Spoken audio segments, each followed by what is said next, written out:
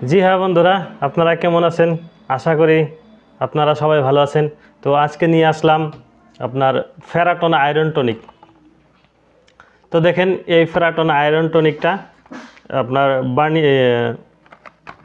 বানিয়েছে made in India থেকে bench pharmaceutical, আর এটা আপনার যেটা মার্কেট করতেছে জীবনজ্যোতি ফার্মা।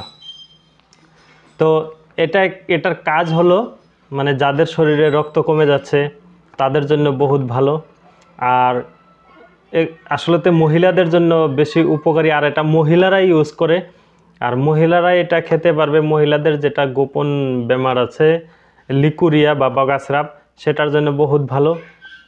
তো আপনারা খেতে পারেন। আর এটা আমি দেখাচ্ছি আপনাদেরকে খুলে। এইরকম গেট আপটা, ভিতরের বোতল যেটা এইরকম 450 ml থাকে, আর এটা পুরা 100% আয়ুর্বেদিক। আর এটা দামও বেশি নয়, মাত্র 225 টাকা দাম। তো এটা বানিয়েছে জানুয়ারির 2021, আর এটার এক্সপায়ারি ডেট ফেল হবে মে 2024-এ। তো এটা খাওয়ার নিয়মটা মানে এটা ভাত খাওয়ার পরে পরে 2 ডিব্বা করে খাবেন 2 টাইম। আর এটার কম্পোজিশনগুলো হলো এটা অর্জুনা, কাদালি, পেয়ারা, কুলেখাড়া, আমলখি, দ্রাক্ষা এসব দিয়ে বানিয়েছে, মানে পুরা 100% আয়ুর্বেদিক। এটাতে আর অন্য কোনো ধরনের কোনো কেমিক্যাল নেই।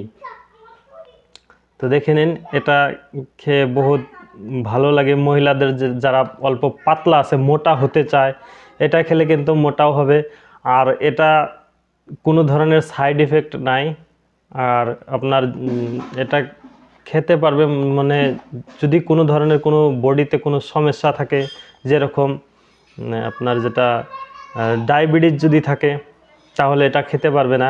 আর অন্য কোনো ধরনের জটিল বেমার থাকলে এটা খেতে পারবে না। যারা নর্মাল আছেন, যাদের কোনো বেমার নাই, তারা অবশ্যই এটা খেতে পারবেন। আর